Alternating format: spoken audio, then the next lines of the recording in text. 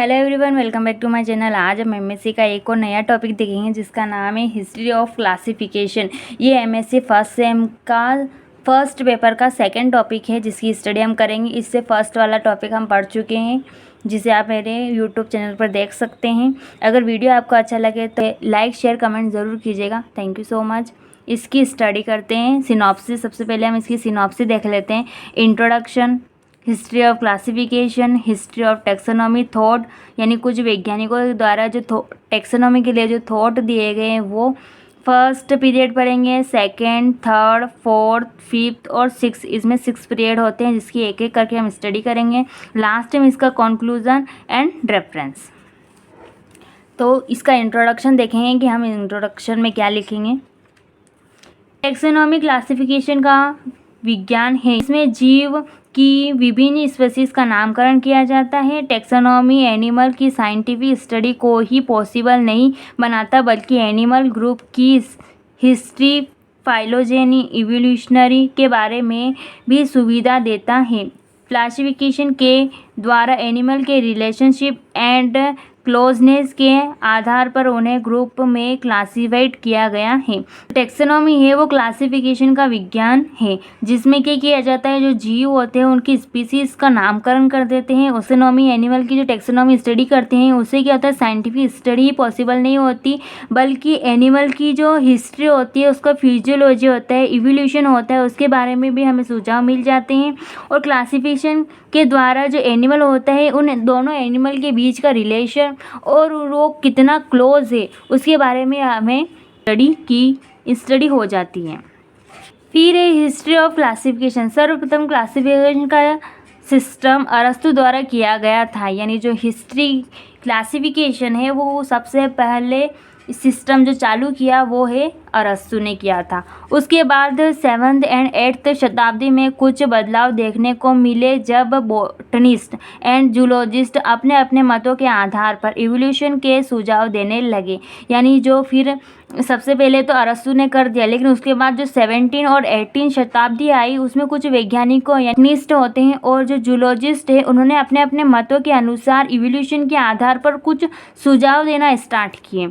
इसके बाद ऑर्गेनिज्म की एनाटॉमिकल स्टडी के द्वारा ही रिलेशन को समझा गया। यानी जो उसके बाद जैसे ही बॉटनिस्ट और जूलॉजिस्ट ने अपने अपने सुझाव दिए फिर वापस से उसका क्लासिफिकेशन किया गया और इस बार उनका क्लासिफिकेशन एनाटॉमिकल स्टडी के आधार पर किया गया, उनके बीच में रिलेशन को समझाया गया तथा क्लासिफिकेशन में कई मॉडिफिकेशन परिवर्तन किए गए। यानी जो क्लासिफिकेशन था जो पहले अरस्तु ने बनाया था उस क्लासिफिकेशन में बहुत सारे परिवर्तन किए गए। फिर आए हमारे पास केरलस लीनियस ने बायोनॉमिकल नोमेनक्लेचर दिया। यानी जो केरलस लीनियस आए उन्होंने क्या किया, जो अपन क्लासिफिकेशन था उसको दिया जिसको इंग्लिश में बोला जाता है बायोनॉमिकल नोमेनक्लेचर, जिसमें जीवों को वंश व जाति को महत्वपूर्ण माना गया। जो फिर है हिस्ट्री ऑफ टेक्सोनॉमी थॉट, यानी कुछ साइंटिस्ट ने कुछ थॉट दिए।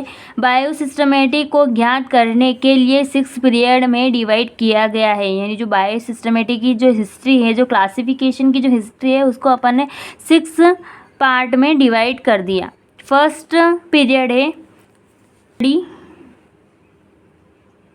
Study of local fauna. प्राचीन के लोग अपने आसपास के क्षेत्रों में पाए जाने वाले पेड़ पौधे एवं प्राणी समूह को ठीक से पहचानते थे लेकिन दूसरी जातियों को नहीं जानते थे। एशिया एवं अमेरिका की जनजातियां कई वर्षों पूर्व बायोनॉमिकल नोमेनक्लेचर का उपयोग करते थे। इन पीरियड के वैज्ञानिक अरस्तु थे।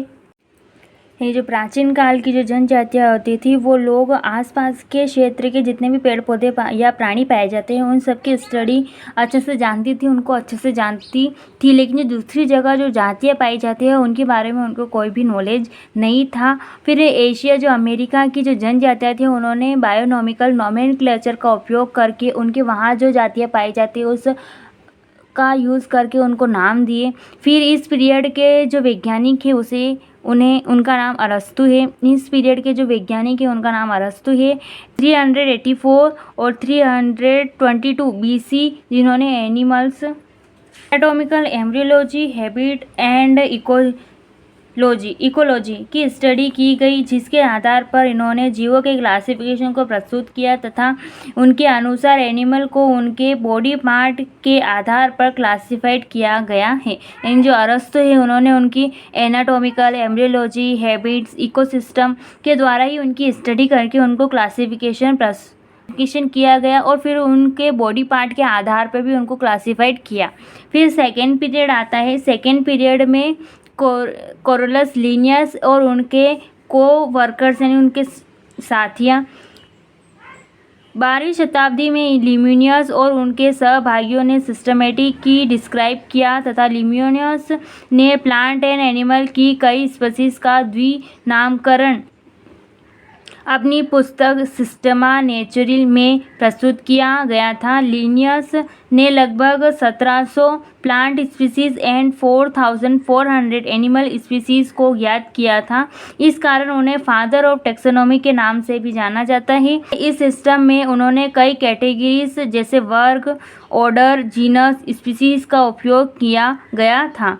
यानी जो इस सेकेंड पीरियड में जो वैज्ञानिक थे जिनका नाम है कोरोलस लिनियस और उनके जो सहभागी थे उन्होंने क्या किया कि सिस्टमेटिक को डिस्क्राइब किया वापस से और फिर उन्होंने क्या किया प्लांट्स एंड एनिमल की जो स्पीसीज थी उनको द्विनामकरण थी उसके द्वारा उनको क्लासीफाई किया और एक बुक सिस्टमा नेचुरी में उनको रखा। उसके बाद जो लिनियस है उन्होंने 400 प्लांट की जातियाँ और 4400 एनिमल की जो जातियाँ होती हैं उनको ज्ञात किया और उन्होंने उस बुक में इन दोनों ही को डिस्क्राइब किया, इसीलिए उनको टैक्सोनॉमी का फादर कहते हैं।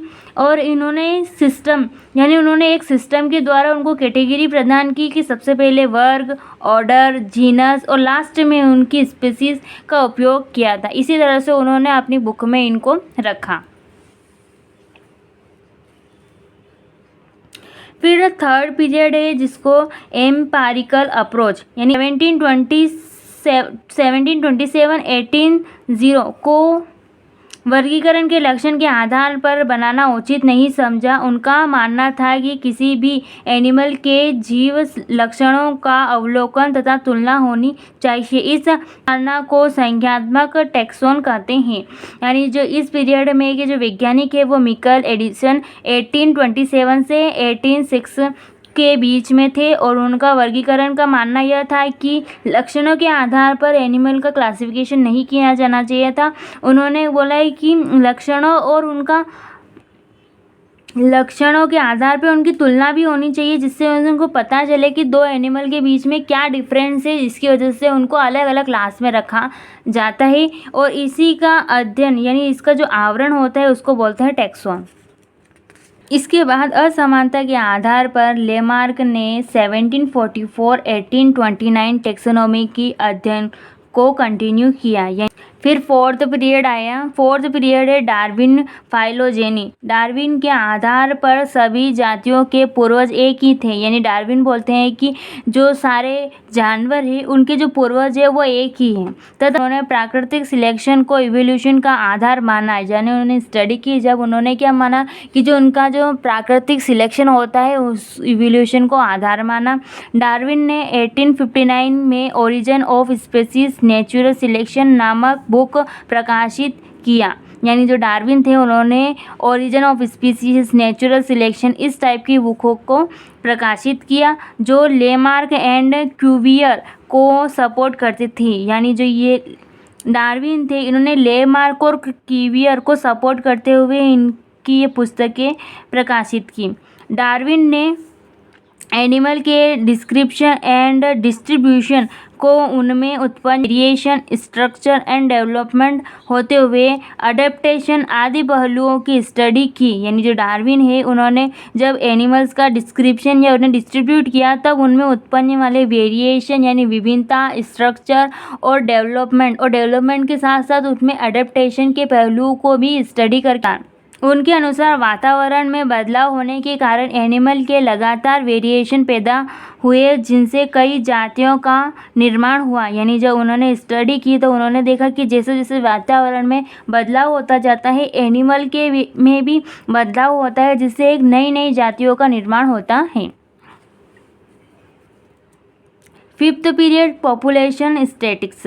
फिफ्थ पीरियड तक टैक्सोनॉमिस्ट को सुविधा अनुसार समझाया तथा जाति की लंबे समय तक इन वेरिएशन यूनिट के रूप में उपयोग करते रहे, परंतु जब एक ही जाति की जियोग्राफिकल रेंज की अलग अलग भागों में सैंपल लिए गए तथा उनकी तुलना की गई, यानी जो पॉपुलेशन है, यानी एक ही जाति की जब अलग अलग जगहों से उनके वेरियस सैंपल लिए गए तो वो अलग अलग पाए गए, जिनकी स्टडी की और उनके बाद उन्हें टैक्सोनॉमी में रखा गया।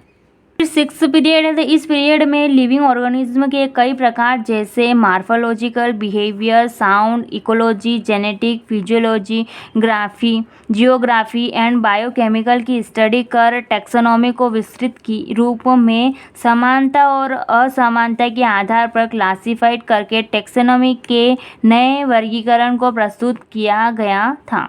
यानी इस सिक्स वाला जो पीरियड है जो अभी तक यूज़ किया जाता है, उसमें क्या किया, morphological, behaviour, sound, ecology, genetic, physiology, geographical, biochemical, इन सब की स्टडी की और उनमें जो टैक्सोनॉमी में हम जिस जीव को रख रहे हैं उसकी समानता और समानता के आधार पर उनको क्लासिफाइड करके उनको टैक्सोनॉमी में रखा गया।